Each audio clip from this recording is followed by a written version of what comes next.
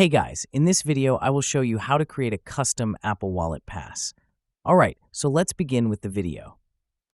First things first, you'll need a pass creator tool to get started. Specifically, you'll want to download the Pass2U Wallet app from the App Store. Once it's installed, open the app and start by finding the perfect pass type for your needs. To begin creating your pass, look for a yellow circle with a plus sign and tap on it.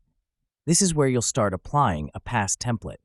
Choose Apply a Pass Template from the available options. You'll then see a list of templates, such as event tickets, store cards, or custom options. Pick the one that best fits your purpose. Next comes personalization. Fill in your details, such as your name, a barcode if applicable, and any additional information needed. You can also customize your pass with a logo, color scheme, and other design elements that make it uniquely yours. Once you've entered all the necessary information and are satisfied with the layout, head to the upper right corner of the screen and tap Done.